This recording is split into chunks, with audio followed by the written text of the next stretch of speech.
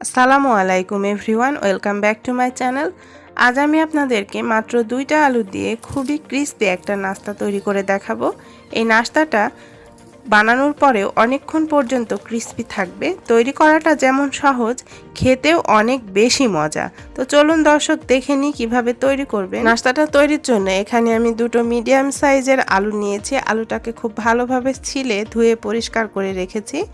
এবার একটা ছুরি নিয়ে আমি আলুটাকে লম্বালম্বি করে কেটে নিচ্ছি। এরকম লম্বালম্বি করে পাতলা পাতলা স্লাইস করে আগে কেটে নিচ্ছি। আপনারা চাইলে এই কাজটা বটি দিয়েও করতে পারেন, আর চেষ্টা করবেন যতটা সম্ভব পাতলা করে কাটা যায়, তাহলে নাস্তাটা অনেক বেশি ক্রিস্পি হবে।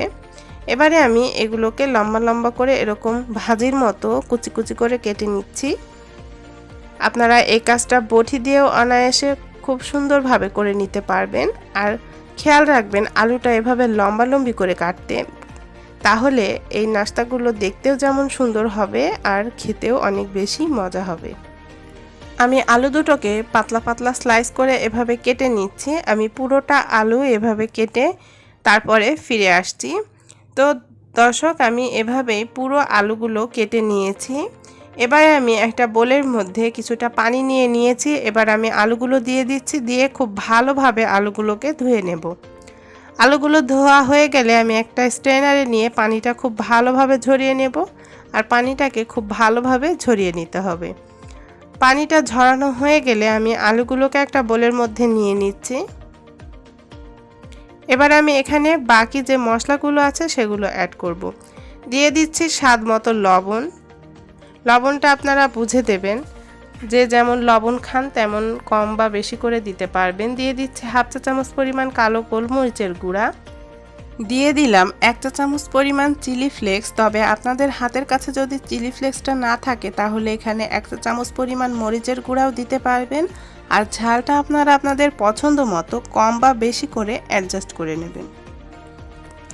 1/2 চা চামচ দিয়ে দিলাম টেস্টিং সল্ট। সাথে দিয়ে দিলাম 1 চা চামচ পরিমাণ চাট মশলা। হাতের কাছে যদি চাট মশলাটা না থাকে তাহলে আপনারা এখানে 1 চা চামচ পরিমাণ ভাজা জিরার গুঁড়াও দিয়ে দিতে পারবেন। এবারে সবগুলো উপকরণ খুব ভালোভাবে হাত দিয়ে মাখিয়ে নিচ্ছি। একটু মাখিয়ে নিলেই দেখা যাবে যে আলুগুলো একটু নরম হয়ে এসেছে।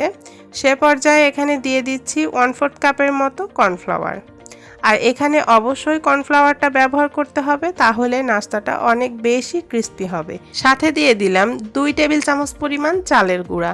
তবে আপনাদের হাতের কাছে যদি চালের গুঁড়া না থাকে তাহলে এখানে কর্নফ্লাওয়ারটায় আরও 2 টেবিল চামচ পরিমাণ দিয়ে দেবেন, তাহলেই হবে। এবারে সবগুলো উপকরণ খুব ভালোভাবে মাখিয়ে নিচ্ছি।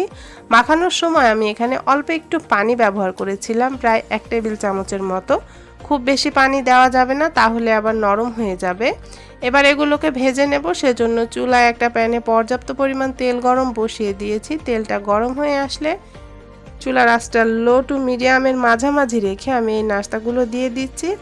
এভাবে করে দিলে কিছুক্ষণ পর দেখা যাবে নাস্তাটা খুব সুন্দরভাবে সেট হয়ে যাবে। একবারে বেশি করে দিতে যাবেন না, তাহলে আবার উল্টানোর সময় এগুলো ভেঙে যেতে পারে। আর চুলার আঁচটা লো টু মিডিয়ামের মাঝামাঝি রেখে এগুলোকে আমি ভেজে নেব। হাই হিটে ভাজতে যাবেন না, তাহলে এগুলো ক্রিস্পি হবে না। আমি সময় নিয়ে উল্টে পাল্টে এগুলোকে ভেজে নেব। এক পাশটা যখন একটু শক্ত হয়ে আসবে সে পর্যায়ে আমি এটাকে উল্টে দেব। সাথে সাথেই উল্টাতে যাবেন না, তাহলে এগুলো ছেড়ে যাবে। এক পাশটা যখন একটু শক্ত হয়ে আসবে সে পর্যায়ে আমি এই নাস্তাটাকে উল্টে দিচ্ছি। আমি উল্টে পাল্টে চুলার আঁচটা লো টু মিডিয়ামের মাঝামাঝি রেখে এগুলোকে ভেজে নিয়েছি। আমার এগুলো ভাজতে প্রায় 6 থেকে 7 মিনিটের মতো সময় লেগেছে। এগুলো ভাজা হয়ে গিয়েছে, আমি এগুলোকে উঠিয়ে নিচ্ছি। আর বাকি যে নাস্তাগুলো আছে সেগুলোকেও আমি একই প্রসেসে ভেজে গরম গরম পরিবেশন করে নিচ্ছি। প্রিয় দর্শক, ভীষণ মজাদার ক্রিস্পি নাস্তাটা পুরোপুরি রেডি। নাস্তাটা যে কতটা ক্রিস্পি হয়েছে আপনারা হয়তো দেখলেই বুঝতে পারছেন। খেতেও মাশাআল্লাহ অনেক বেশি মজা হয়েছিল। আপনারা এই নাস্তাটা বিকেলে চায়ের সাথে কিংবা বাচ্চার টিফিনের জন্য তৈরি করে দিতে পারেন। অনেকক্ষণ পর্যন্ত ক্রিস্পি থাকবে। আশা করছি মজাদার এই নাস্তার রেসিপিটি আপনাদের ভালো লেগেছে।